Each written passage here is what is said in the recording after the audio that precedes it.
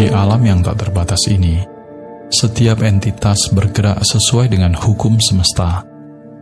Hukum ini tidak terlihat, namun tidak terbantahkan, mengalir melalui setiap sudut keberadaan, baik dalam manifestasi materi yang dapat kita sentuh, maupun dalam realitas kuantum yang tersembunyi, di mana esensi sejati kita berdiam.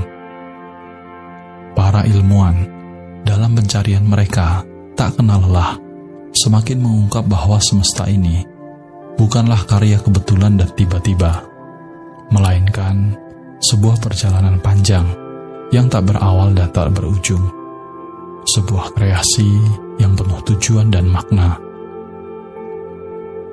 Para ilmuwan mengakui bahwa dalam hukum alam terdapat sentuhan spiritual yang tak terpisahkan. Ini menegaskan bahwa prinsip-prinsip spiritual tidak hanya nyata, tetapi juga sekuat hukum-hukum fisika yang kita kenal. Sejak zaman dulu, para bijak dan yang tercerahkan telah merenungkan dan mengajarkan hukum-hukum spiritual yang mengatur semesta. Meskipun banyak di antara kita yang masih belum tersentuh oleh kebenaran yang mendalam ini, pada video ini kita akan belajar dan sejenak merenungkan salah satu prinsip spiritual yang memiliki daya transformatif yang sangat luar biasa. Prinsip ini, bila dipelajari dan diaplikasikan, dapat mengubah impian manusia menjadi kenyataan. Dalam dunia nyata, prinsip tersebut adalah hukum sebab akibat yang kita kenal sebagai hukum karma, di mana setiap tindakan yang kita ambil akan membuahkan hasil sesuai dengan niat dan energi yang kita curahkan. Bayangkan, jika setiap tindakan kecil yang kita lakukan hari ini bisa menentukan kebahagiaan di masa depan. Itulah kekuatan karma, hukum sebab akibat, yang diam-diam membentuk nasib kita. Setiap kata yang kita ucapkan, setiap keputusan yang kita buat, dan setiap tindakan yang kita ambil adalah benih yang kita tanam, yang suatu hari akan tumbuh dan membuahkan hasil. Jika kita menyadari bahwa setiap momen memiliki konsekuensi, mungkin kita akan lebih berhati-hati dalam memilih bagaimana kita berperilaku. Bagaimana jika kita bisa memahami dan memanfaatkan hukum karma ini untuk membawa lebih banyak kebaikan dan kebahagiaan ke dalam hidup kita. Bayangkan betapa berbeda hidup kita akan terlihat jika kita benar-benar percaya bahwa kebaikan yang kita berikan kepada dunia akan kembali kepada kita dalam bentuk cinta, kebahagiaan, dan keberuntungan. Dalam memahami hukum karma, kita diajak untuk tidak hanya melihat tindakan kita sebagai sesuatu yang terpisah dari diri kita sendiri, melainkan sebagai bagian dari jaringan luas yang menghubungkan masa lalu, masa kini, dan masa depan. Karma mengajarkan kita bahwa tidak ada tindakan yang sia-sia atau tanpa akibat. Semua yang kita lakukan meninggalkan jejak dan mempengaruhi jalan hidup kita. Dengan memahami bahwa kita adalah pencipta nasib kita sendiri, kita menyadari penuh atas kehidupan kita. Setiap langkah yang kita ambil menjadi peluang untuk menciptakan masa depan yang kita inginkan. Jadi, mari kita mulai menabur benih kebaikan, kedamaian, dan cinta. Karena pada akhirnya, itulah yang akan kita tuai.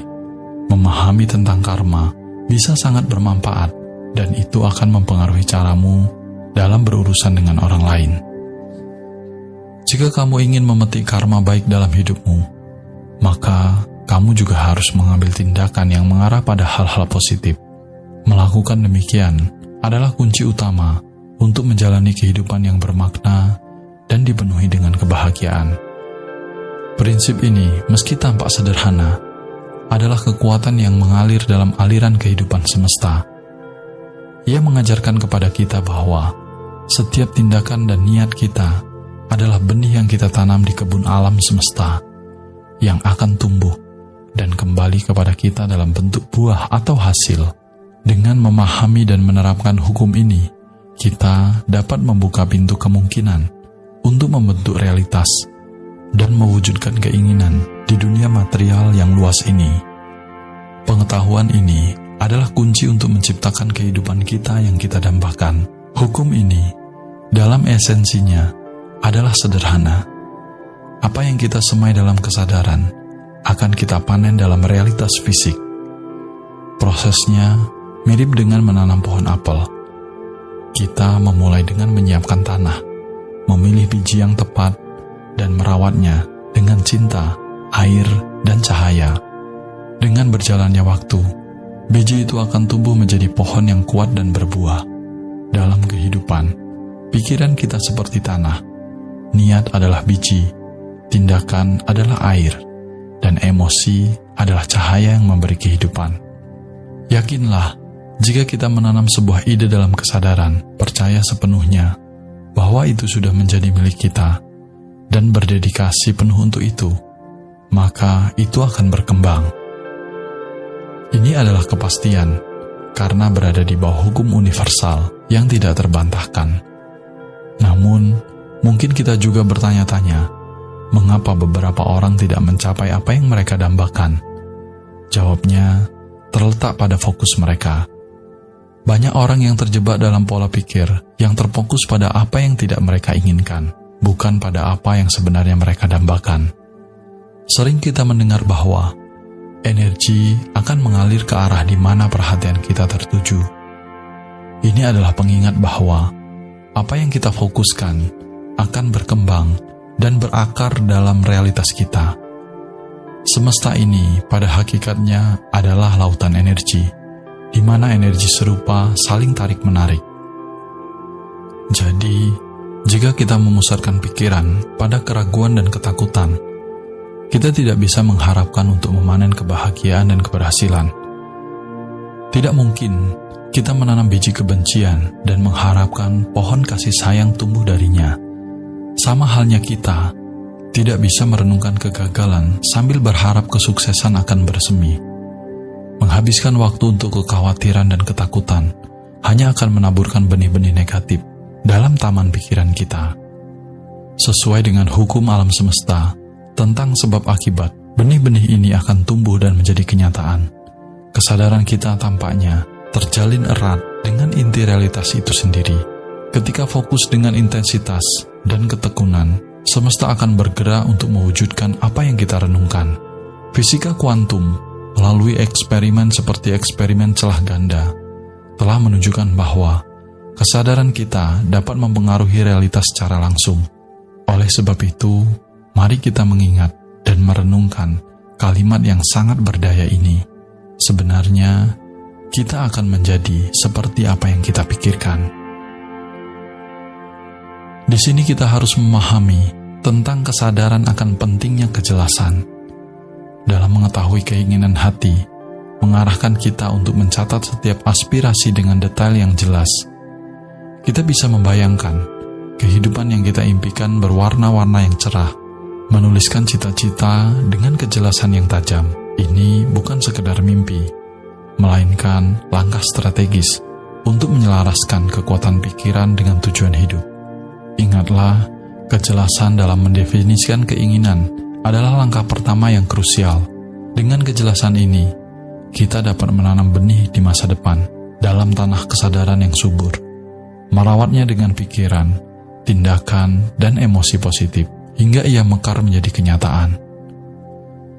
Kehidupan berputar dalam musim dan siklusnya yang beragam, masing-masing dengan tujuan dan waktunya sendiri. Ada saat untuk menanam mimpi, dan ada saat untuk menuai hasil dari usaha.